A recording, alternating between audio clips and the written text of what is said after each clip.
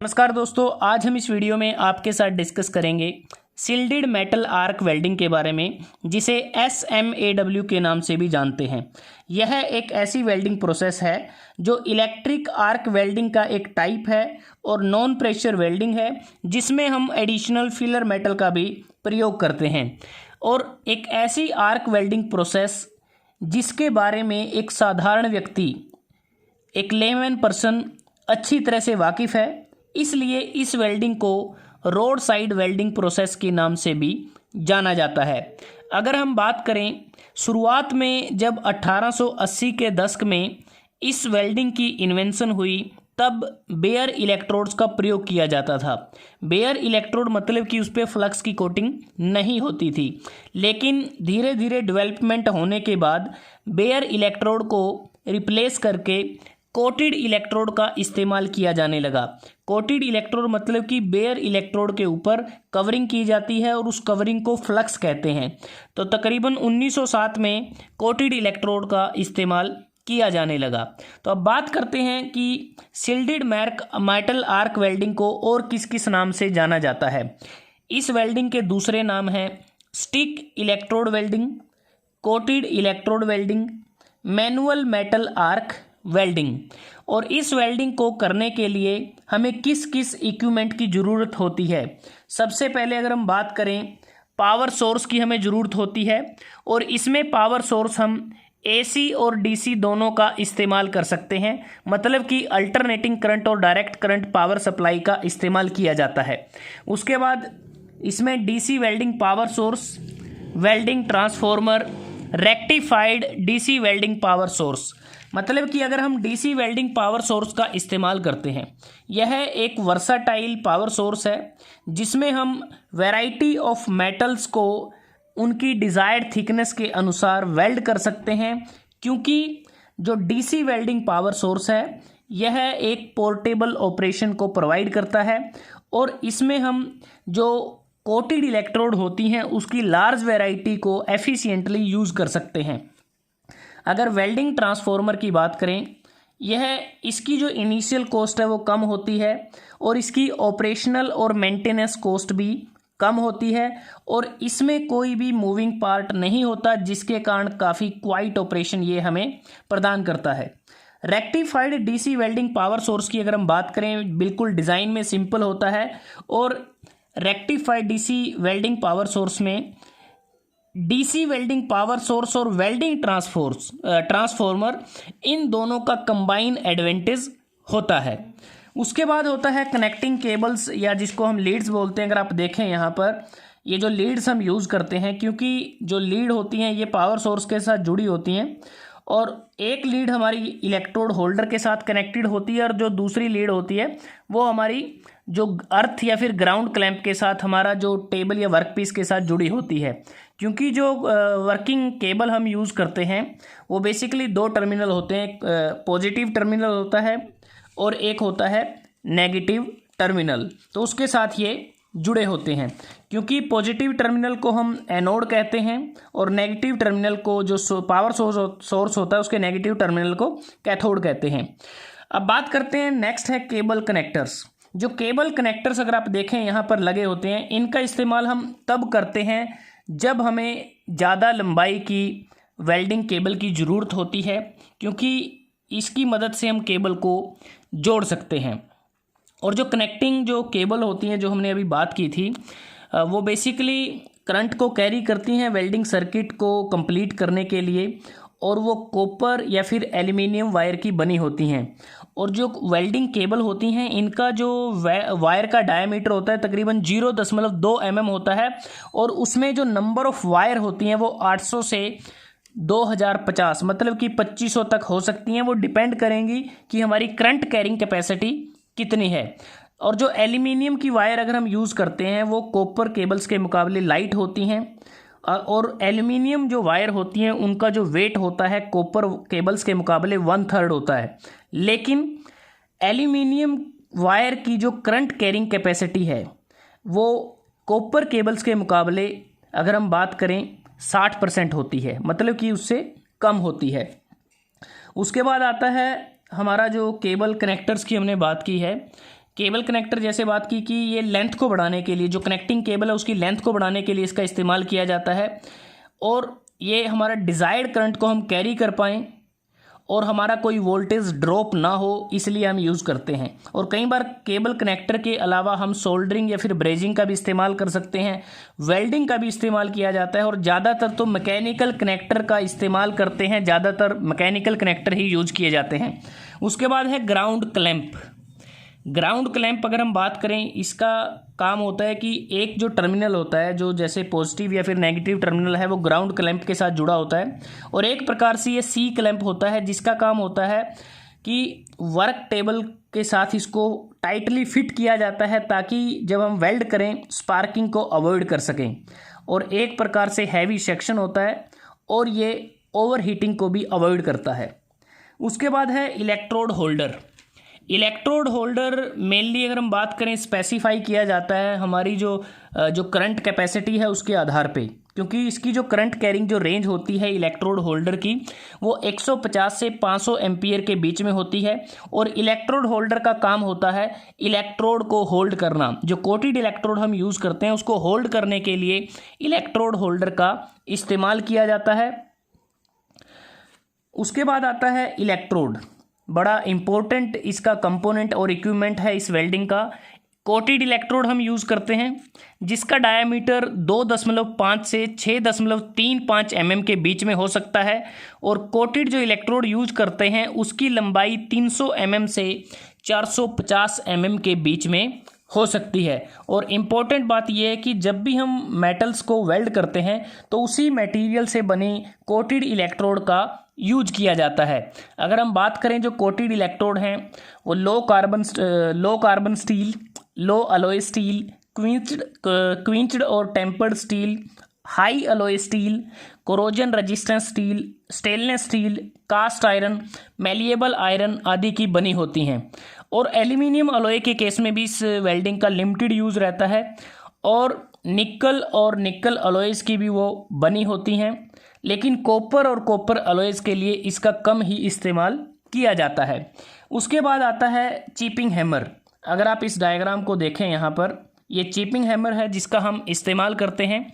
Chipping hammer का अगर आप देखें, इसका एक एंड अगर आप देखें वो बिल्कुल चीजल की तरह होता है, दूसरा एंड पॉइंटेड एंड होता है, जिसका काम होता है जब हमारी वेल्डिंग कंप्लीट हो जाती है तो स्लैग को रिमूव करने के लिए चिपिंग हैमर का इस्तेमाल किया जाता है। उसके बाद है वेल्डिंग या फिर फेस शील्ड। इसको हम प्रोटेक्टिव शील्ड भी कह देते हैं, जिसका काम होता है कि जो वेल्डर जब वेल्ड करता है उस दौरान काफ़ी ज़्यादा इंफ्रारेड और अल्ट्रा वायलेट रेज वहाँ से निकलती हैं और वेल्डिंग आर्क के द्वारा, तो इन अल्ट्रा वायलेट रेज और इंफ्रारेड रेज से बचने के लिए और वेल्डर के लिए प्रोटेक्टिव शील्ड या फेस शील्ड का इस्तेमाल किया जाता है। उसके बाद है वायर ब्रश। अगर आप देखें वायर ब्रश, ये देख पा रहे हैं जो वुडन का बना होता है, जिसमें अगर आप देखें जो वायर होती हैं वो स्टील वायर इसमें यूज की जाती हैं। इसका काम होता है कि जो काफ़ी ज़्यादा जो स्लैग, जो स्ट्रॉन्ग स्लैग होता है जो आप चिपिंग हैमर से रिमूव नहीं कर सकते, तो उसको हम वायर ब्रश की मदद से रिमूव कर सकते हैं। उसके बाद अगर आप देखें लेदर ग्लव्स हैं जो हम हाथों में यूज कर सकते हैं ताकि जब हीट पैदा होती है तो उससे बचा जा सके। उसके बाद नोज मास्क है, इसका इस्तेमाल किया जा सकता है। फ्यूम एक्सट्रैक्टर है, जब फ्यूम एक्सट्रैक्टर नहीं होता तो हम नोज मास्क का इस्तेमाल कर सकते हैं। तो ये कुछ ऐसे इक्विपमेंट हैं जिसका हम इस्तेमाल करते हैं शिल्डेड मेटल आर्क वेल्डिंग को करते समय। अब बात करते हैं कि इस वेल्डिंग के द्वारा हम कौन कौन से ज्वाइंट बना सकते हैं। Butt joint, lap joint, fillet और T joint, corner joint, edge joint, plug joint, strapped joint, slotted lap joint. लेकिन ज़्यादातर जो मोस्टली ज्वाइंट बनाए जाते हैं उसमें butt joint, lap joint, fillet और टी ज्वाइंट हैं।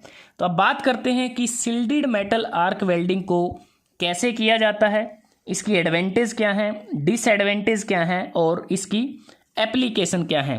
तो हम वर्किंग की बात करते हैं। तो सबसे पहले हमारा इसमें काम रहता है कि जब हम वेल्डिंग पावर सोर्स हमारे पास होगा तो यहाँ पर क्या है कि हमें आर्क को जनरेट करना है। इलेक्ट्रोड और वर्क पीस के बीच में आर्क को इनिशिएट किया जाता है।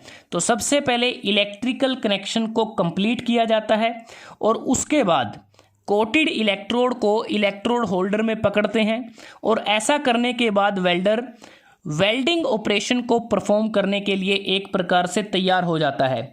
और अब इलेक्ट्रोड और वर्क पीस के बीच में आर्क को इनिशिएट करने से पहले ओसीवी मतलब कि ओपन सर्किट वोल्टेज और वेल्डिंग करंट की सेटिंग करने की आवश्यकता होती है। वेल्डिंग ट्रांसफार्मर में मुख्यतः ओपन सर्किट वोल्टेज के लिए दो सेटिंग होती हैं, एक होती है 80 वोल्ट के लिए और दूसरी होती है 100 वोल्ट के लिए। और जो वेल्डिंग रेक्टिफायर या फिर जो डीसी वेल्डिंग जनरेटर में जो ओसीवी है वो 3 से 6 वोल्ट की रेंज में वेरी कर सकती है। और अगर हम इम्पोर्टेंट पॉइंट ये रहता है कि जो डीसी पावर सोर्स के प्रयोग के समय ओपन सर्किट वोल्टेज की सेटिंग 10 से 20% कम हो सकती है वेल्डिंग ट्रांसफार्मर के प्रयोग के मुकाबले, क्योंकि वेल्डिंग ट्रांसफार्मर के केस में हम एसी का यूज करते हैं सेम करंट रेटिंग में। दूसरी बात की जो ओपन सर्किट वोल्टेज कितनी सिलेक्ट करनी है यह निर्भर करता है वेल्डिंग करने के लिए किस टाइप की इलेक्ट्रोड कोटिंग का प्रयोग किया गया है उस पर। करंट सेटिंग कितनी रखनी है यह इलेक्ट्रोड की कोर वायर के डायामीटर पर डिपेंड करता है। तो जैसे हम बार बार बात कर रहे हैं कि कोटेड इलेक्ट्रोड यूज़ करते हैं, जो कवरिंग है उसको फ्लक्स कहा जाता है। तो बेसिकली हम फ्लक्स क्यों यूज़ करते हैं इलेक्ट्रोड वायर पर?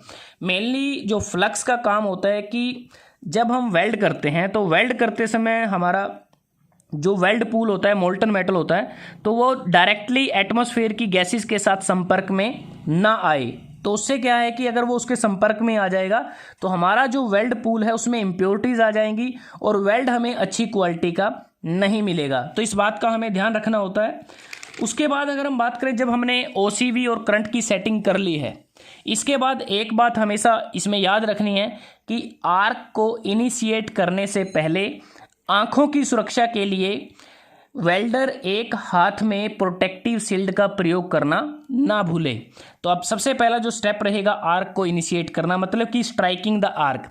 अब आर्क को इनिशिएट करते समय जहां पर हमें वेल्डिंग शुरू करनी है वर्क पीस के ऊपर, तो उस पॉइंट के अराउंड स्मॉल स्पेस को आयोनाइज करने की आवश्यकता होती है, विशेषकर तब जब वर्क पीस और इलेक्ट्रोड दोनों कोल्ड होते हैं, ठंडे होते हैं। तो शिल्डेड मेटल आर्क वेल्डिंग में आर्क को स्ट्राइक करने के लिए दो मेथड्स का प्रयोग किया जाता है और वो दो मेथड होते हैं टच एंड ड्रा मेथड और दूसरा होता है ड्रैग मेथड। अब इन दोनों मेथड्स का इस्तेमाल किया जाता है आर्क को स्ट्राइक करने के लिए। जो टच एंड ड्रॉ मेथड होता है, इस मेथड में इलेक्ट्रोड को वर्क पीस के ऊपर डिजायर्ड स्पॉट पर टच किया जाता है और टच करते ही बड़ी तेज़ी से वापस हम इलेक्ट्रोड को उठा लेते हैं। तकरीबन 3 से 4 mm का गैप मेंटेन करते हैं इलेक्ट्रोड और वर्क पीस के बीच में। और थोड़ी सी अगर देरी हुई तो शॉर्ट सर्किट के समय इलेक्ट्रोड हमारी फ्यूज़ हो जाएगी, इलेक्ट्रोड बुझ जाएगी और वर्क पीस और इलेक्ट्रोड के बीच आर्क स्ट्राइक करना संभव नहीं होगा। और यह दिक्कत अक्सर जो नए ट्रेनी होते हैं, जो नए वेल्डर होते हैं, उनके साथ आती है। इसलिए एक सेटिस्फैक्ट्री आर्क को इनिशिएट करने के लिए इस प्रोसीजर को 2, 3 या इससे ज़्यादा बार भी दोहराया जा सकता है।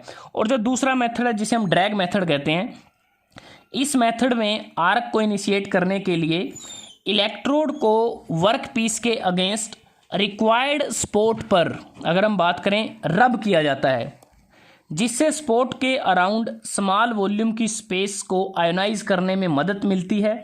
और ऐसा करने से कुछ मेटल वेपर्स भी रिलीज होते हैं और इसमें 2 या 3 अटेम्प्ट में आर्क अच्छी तरह से इनिशिएट हो जाती है। लेकिन ड्रैग मेथड से आर्क इनिशिएशन वाला स्पॉट गड़बड़ा जाता है और नए ट्रेनी आर्क इनिशिएट करने के लिए इसी मेथड को अपनाते हैं क्योंकि यह एक आसान तरीका है।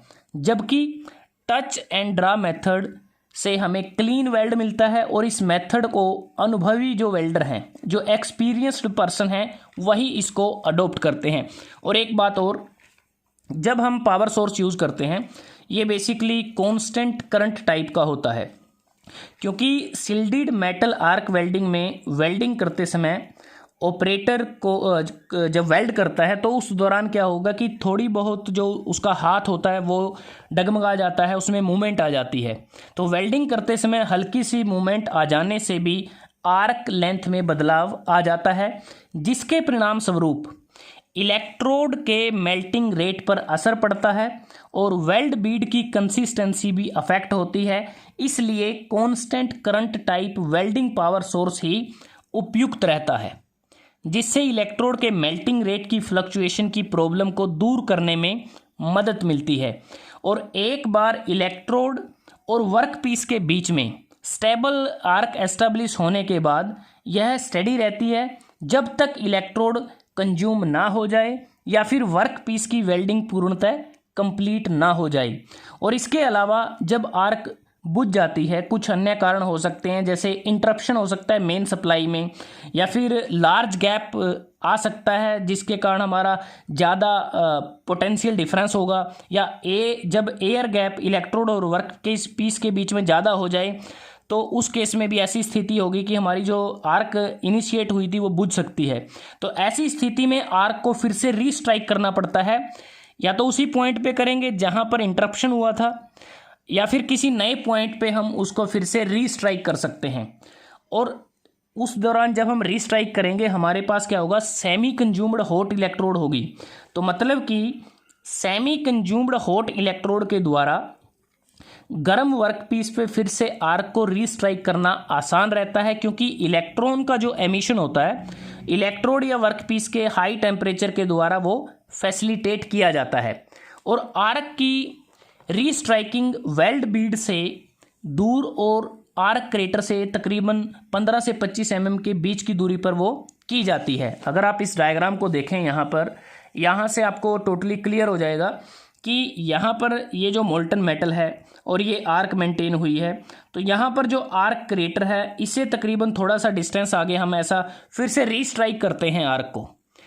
एक बार स्टेबल आर्क जब एस्टेब्लिश हो जाएगी रीस्ट्राइक करने के बाद, तो आर्क को वेल्ड क्रेटर की तरफ मूव किया जाएगा, जहाँ पर क्रेटर को फील करने के बाद आर्क को मोमेंट बिल्कुल एक तरह से पूरी तरह से हम इलेक्ट्रोड को हिला हिलाकर वहाँ पर हेल्ड करते हैं ताकि जो क्रेटर है उसको अच्छी तरह से फील किया जाए। आर्क क्रेटर बेसिकली क्या होता है कि मोल्टन मेटल का जो पूल है उसका जो डिप्रेशन होता है वो होता है, उसको अच्छी तरह से फील करना होता है। और क्रेटर को फील करने के बाद हम इंटेंडेड पाथ पर तेज़ी से वेल्ड करते हैं ताकि हमारा जो वेल्ड है पूरी तरह से कंप्लीट हो जाए। और क्रेटर से कुछ डिस्टेंस आगे इसलिए आर्क को रीस्ट्राइक किया जाता है ताकि वेल्ड मेटल को स्लैग के इंट्रैप्टमेंट से बचा जा सके। और यह अक्सर देखा गया है कि आर्क रीस्ट्राइकिंग के पॉइंट पर वेल्ड बीड वाइड और पीकी बन जाती है, और यह क्रेटर की ओवर वेल्डिंग के कारण होता है। इससे जितना संभव हो उतना बचना चाहिए, क्योंकि ऐसा होने से वेल्डिंग ज्वाइंट में ये जो वेल्ड मेटल होता है, ये जो वेल्डिंग ज्वाइंट है, इसमें स्लैग, इंट्रैप्टमेंट, पोरोसिटी और क्रैक्स नामक वेल्डिंग डिफेक्ट आ जाते हैं। और इसके बाद हमें यह भी पता होना चाहिए कि बढ़िया वेल्ड प्राप्त करने के लिए पेरेंट मेटल या जो बेस मेटल है और जो मटेरियल हमारा डिपॉजिट होगा इलेक्ट्रोड से, उनके बीच में प्रॉपर फ्यूज़न होना अति आवश्यक है। इसलिए बेस मेटल या पेरेंट मेटल का जो सरफेस है वो उसको थोरोली मेल्टेड होना ज़रूरी है ताकि सफिशिएंट डेप्थ का आर्क क्रेटर बन सके, अदरवाइज सैलो क्रेटर बनेगा। और सैलो क्रेटर के केस में इलेक्ट्रोड से मेटल ड्रॉपलेट पेरेंट मेटल में अच्छी तरह से फ्यूज़ नहीं होंगी, और ये मेटल की जो ड्रॉपलेट हैं बिना फ्यूज़न के वर्क पीस के सरफेस पर डिपॉजिट हो जाती हैं और कह सकते हैं सरफेस के ऊपर बैठ जाती हैं।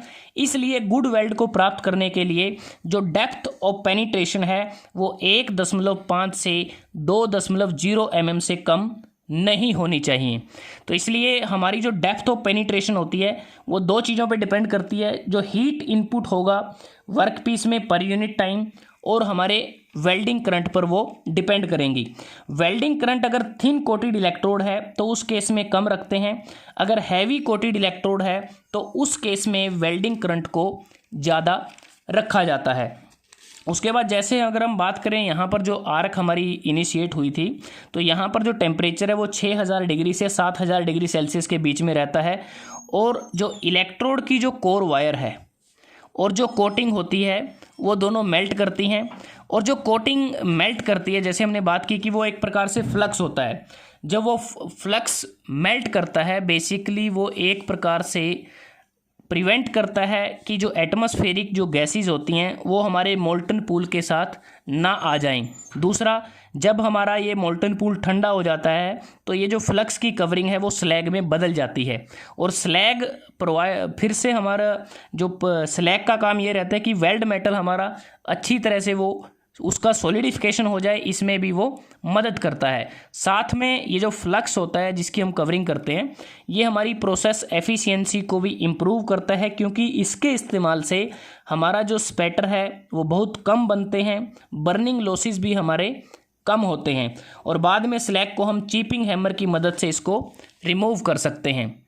उसके बाद अगर हम बात करें, जब हमें मल्टी रन वेल्ड करना होता है तो उस केस में हमारा जो फर्स्ट रन होगा, जब पहला वेल्ड पास हम करेंगे तो उसमें हम जो इलेक्ट्रोड यूज़ करते हैं वो 2 से 3.15 mm डायमीटर की यूज़ करते हैं। और जब हम ओवरहेड या फिर वर्टिकल वेल्डिंग करते हैं उस केस में हमारा जो इलेक्ट्रोड है उसका मैक्सिमम डायमीटर 4 mm तक हो सकता है। लेकिन डाउन हैंड वेल्डिंग पोजीशन में हम काफ़ी तेज़ी से हमारी वेल्ड हो, इसके लिए हम जो इलेक्ट्रोड यूज़ करते हैं वो 5 mm डायमीटर की हो सकती है। और जब हमें हाई प्रोडक्शन रेट हमें बनाना है, ज़्यादा वेल्डिंग करनी है, प्रोडक्शन ज़्यादा दिखानी है, तो उस केस में हमारा जो इलेक्ट्रोड का डायमीटर है वो 6.3 mm तक हो सकता है। अगर हम 6.3 mm का इलेक्ट्रोड ना यूज़ करें डायमीटर का, तो उस केस में हमारा जो वेल्ड पूल है वो ज़्यादा बड़ा बनेगा, पूरी तरह से मैनेज नहीं होगा, और जो वेल्ड होगा वो पुअर क्वालिटी का होगा। और शिल्डेड मेटल आर्क वेल्डिंग से हम सभी पोजीशन में वेल्ड कर सकते हैं। डाउन हेड, जिसे हम फ्लैट वेल्डिंग कहते हैं, वो कर सकते हैं, हॉरिजॉन्टल वेल्डिंग कर सकते हैं, वर्टिकल वेल्डिंग कर सकते हैं, ओवरहेड वेल्डिंग कर सकते हैं। और इसमें जो वेल्ड बीड हमारा बनता है वो इलेक्ट्रोड के डायमीटर का तकरीबन 1.5 से 2.5 गुना बड़ा होता है, मतलब कि 1.5 to 2.5 times the diameter of electrode. तो ये इस प्रकार से शिल्डेड मेटल आर्क वेल्डिंग होती है। अगर हम बात करें एडवांटेज की, एक सिंपलेस्ट फॉर्म होती है सभी आर्क वेल्डिंग प्रोसेसेस में, इसके इक्विपमेंट की कॉस्ट कम रहती है, एक पोर्टेबिलिटी है, मतलब कि इसको एक जगह से दूसरी जगह ले जाना आसान है, सभी वेल्डिंग पोजीशन के लिए उपयुक्त रहती है, अडेप्टेबल है कन्फाइंड स्पेसिस में, रिमोट लोकेशन में, क्योंकि इसको आसानी से लेके जा सकते हैं, बिग रेंज ऑफ मेटल और अलॉयज़ को वेल्ड करना इसमें संभव होता है। अगर हम डिसएडवांटेज की बात करते हैं, GMAW gas metal arc welding और सबमर्ज्ड आर्क वेल्डिंग के कंपैरिजन में इसकी जो स्पीड है वो कम है, स्लो वेल्डिंग है उनके मुकाबले। अक्सर क्लीनिंग प्रॉब्लम रहती है क्योंकि स्लैग बनता है जिसको इलेक्ट्रोड कवरिंग के कारण, और उसे हमें रिमूव करना पड़ता है। हाई मेटल वेस्टेज होती है, करंट लिमिट्स लोअर होती हैं कॉन्टीन्यूस या फिर ऑटोमेटिक जो प्रोसेसेस होती हैं उनके मुकाबले।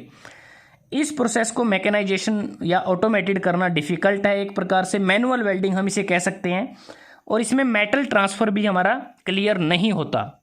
उसके बाद आता है कि एप्लीकेशन इसका कहाँ पर यूज़ होता है। सबमर्ज्ड जो शिल्डेड मेटल आर्क वेल्डिंग है, इसको आज की डेट में अगर हम बात करें तो ज़्यादातर फैब्रिकेशन और मेंटेनेंस वर्क में इसका यूज़ किया जाता है, और इसकी जो एप्लीकेशन है शिप बिल्डिंग में, बिल्डिंग और ब्रिज कंस्ट्रक्शन में, ऑटोमोटिव और एयरक्राफ्ट इंडस्ट्री में, प्रेशर वेसल की वेल्डिंग के दौरान, कुछ स्ट्रक्चर की वेल्डिंग के दौरान इसे हम यूज कर सकते हैं। तो जो शिल्डेड मेटल आर्क वेल्डिंग है ये एक स्लोली प्रोसेस है जिसके कारण इसको आज की डेट में रिप्लेस कर दिया गया है। तो दोस्तों, अगर आज हमने इस वीडियो में आपके साथ डिस्कस किया शिल्डेड मेटल आर्क वेल्डिंग। अगर ये वीडियो आपको अच्छा लगा आप इसको लाइक कर सकते हैं, शेयर कर सकते हैं अपने दोस्तों के साथ, स्टूडेंट्स के साथ, और चैनल को सब्सक्राइब करना ना भूलें। जल्दी हाजिर होते हैं एक नए वीडियो के साथ, तब तक के लिए धन्यवाद। आपका दिन शुभ रहे।